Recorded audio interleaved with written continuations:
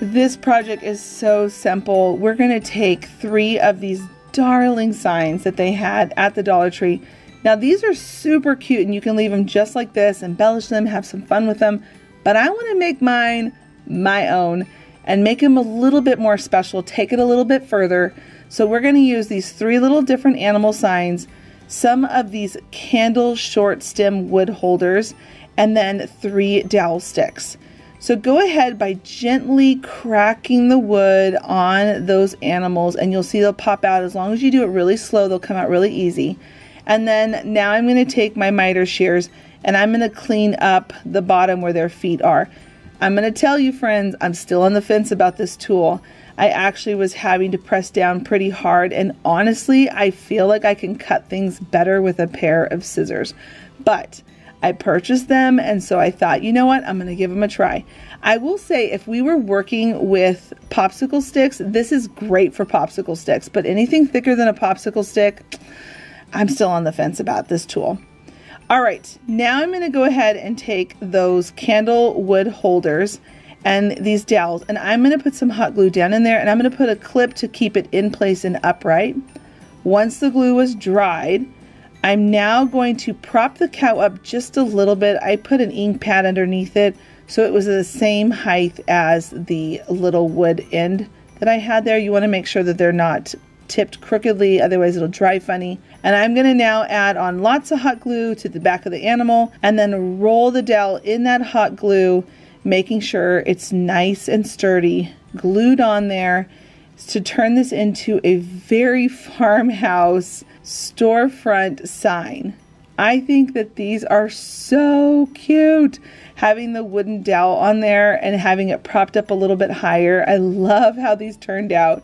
I'm going to take some more black paint. I'm going to paint the back of the animal to clean it up, paint the dowel stick, because I really wanted to make sure that it really stands out. And then inside of that candle wood holder, I'm going to add some more glue, and I'm going to take some of this Spanish moss and just tap that all around in there. And now I have the cutest animal signs to display in my home.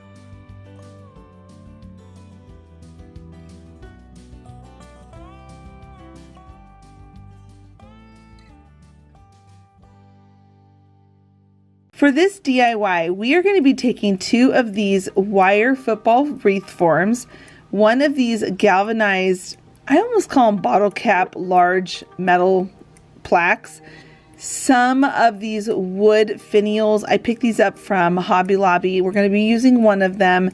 And then the last thing, this candle stem holder from the home decor section. We're also going to be using some zip ties, but I'll show those in a little bit.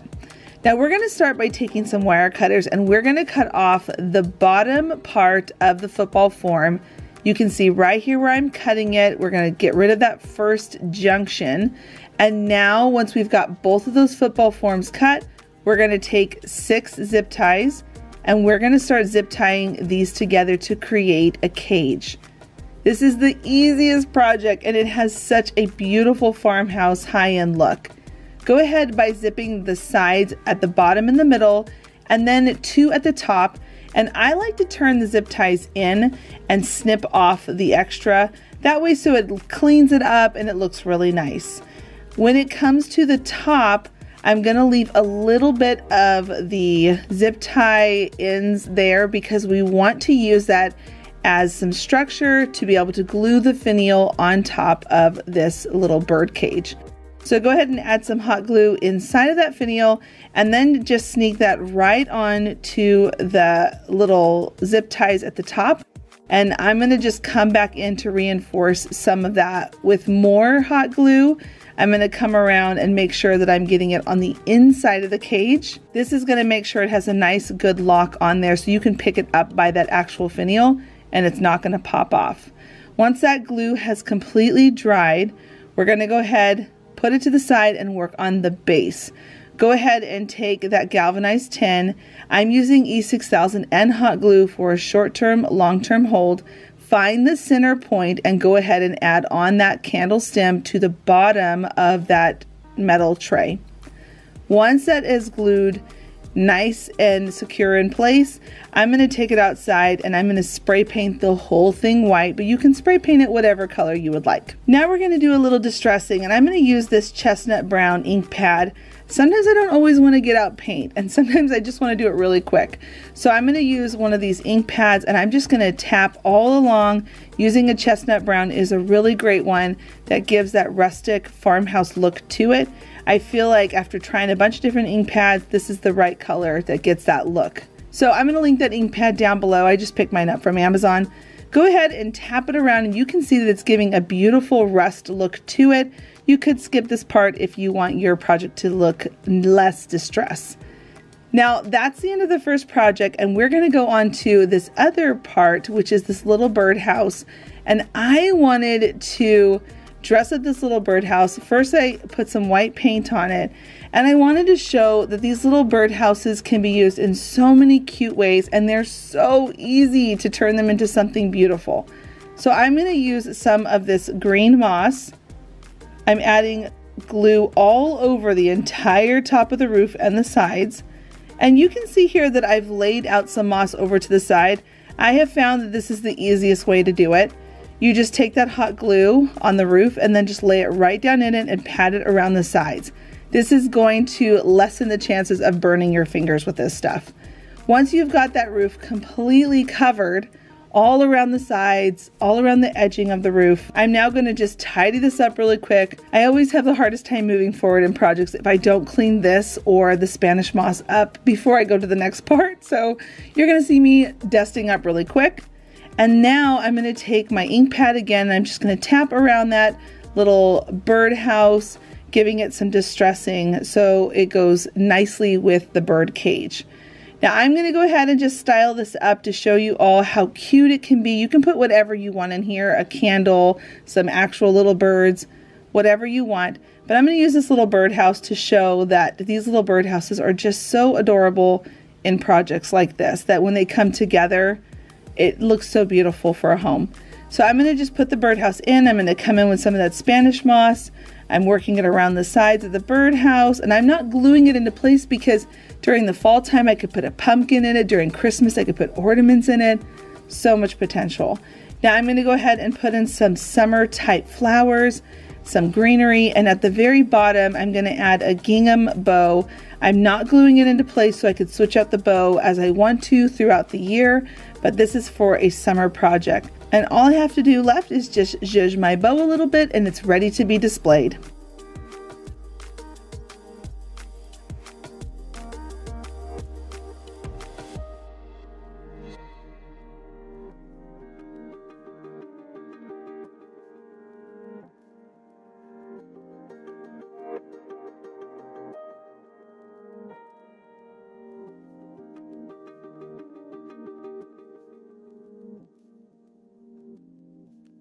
This project is such a fun one, especially if you have shells that you have collected from a trip that your family has taken.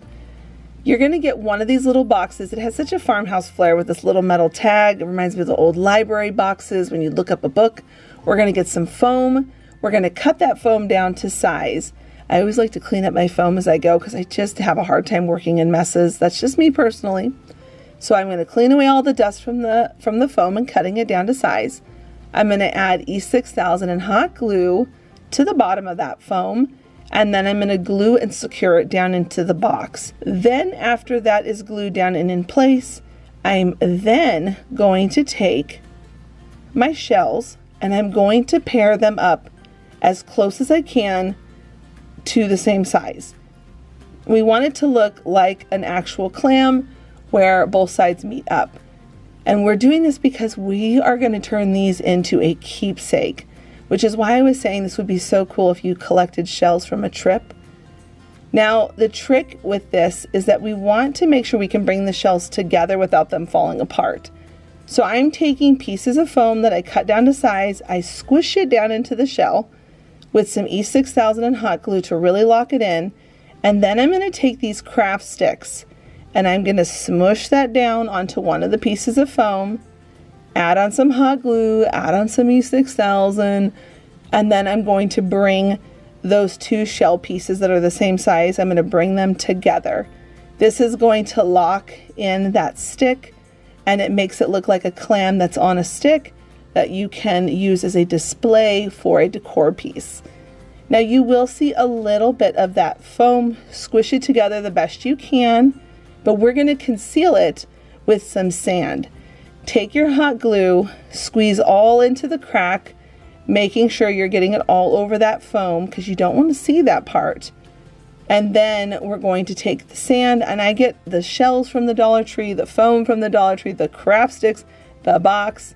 All of this stuff has come from the Dollar Tree. I'm going to roll that around in the sand while the hot glue is still hot.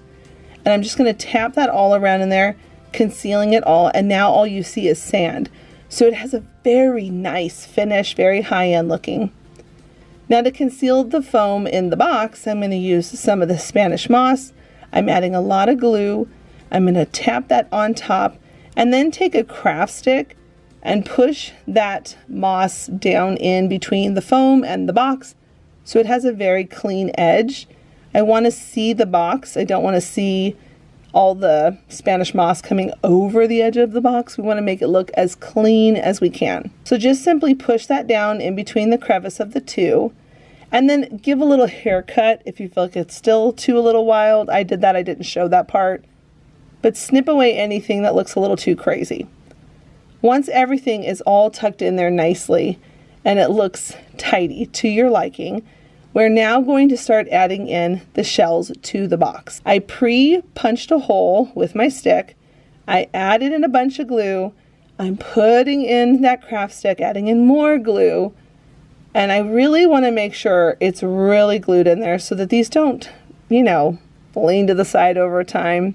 To conceal that hot glue, I'm just taking some of the moss, I'm pushing it up around the neck of the stick. And then to help it dry quicker, and to keep it in place, I'm just using some of these little clamps from the Dollar Tree. And you're just going to clamp it into place while it's drying. And friends, this ends up being the most memorable, really cool decor piece, especially if you took a trip to the beach or a lake and you find shells of some kind.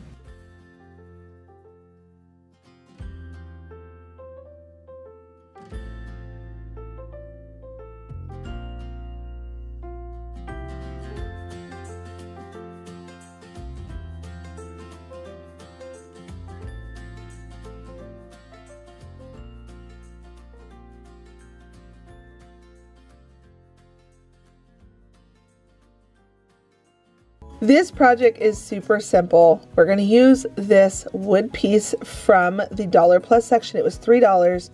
We're going to use these hooks that I got from the home improvement section at the Dollar Tree. I have this stencil. I'll link it down below. It's from Amazon. Some of these white sunflowers from the Dollar Tree, and then this greenery. They have lots of greenery at the Dollar Tree. This greenery was from Hobby Lobby, but I got it on sale when they had their 40% off florals. Take off that twine hook at the back and then give it a coat of paint. You can paint it whatever color you want. I'm going to go a more modern farmhouse with this look where I'm going to be painting it just white.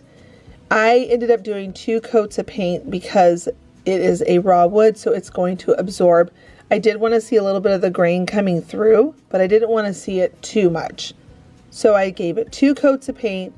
Once it was dry, and make sure it's really dry before you move on to a stencil because that will smear the paint if it's not.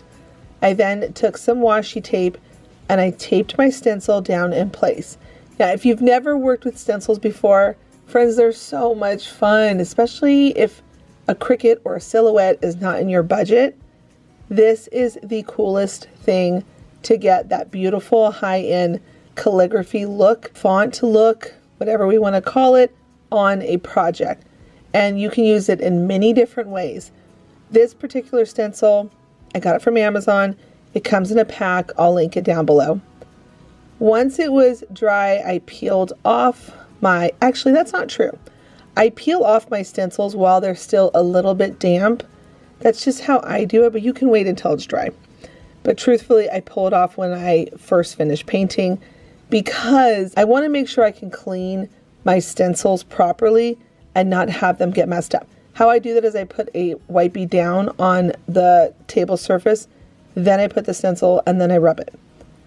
Now to make sure my stencil paintwork is all completely dry, I used a heat gun, and now I'm going to come in with some sandpaper, and I'm going to rough it up just a little bit, nothing too crazy. Again, we're going for a cleaner farmhouse look, but I do still like a little bit of distressing. So I'm just taking my sandpaper and I'm going to rub over it. And then, now I'm going to move on to these hooks that are so nice. I was so excited these were just $1.25. These are sold at home improvement stores for way more, $3, $4, sometimes $5. And there was 2 of them. So I'm going to just drill some holes, use the screws that came with the hooks, and then screw those into place. This is going to be used in my kitchen to hang up aprons. I thought that this was such a fun and easy project, and it has such a nice finished look when we're done. Now we could stop there, but I wanted to give it a little bit more of a farmhouse flair, so I'm going to put on some greenery. I'm adding on some of this boxwood, and I'm going to use these clips to hold it down in place while everything dries. And then because I'm going to be using this in the summer and the fall time here in my home, I'm going to add this white sunflower. I thought that looked really pretty. On the back side, I keep all of the little metal components when I take apart frames and projects. These little hooks are from previous projects I've gotten from frames. So I'm going to just screw those into place so it has a nice way to hang it up. But you could definitely just hang it up with twine or ribbon, whatever you want. You can also use the little tab openers on a soda can. I've used those before for hang-ups. They work really great too. Now if your screws do come through, add a little hot glue and it's ready to hang up and be used in your home.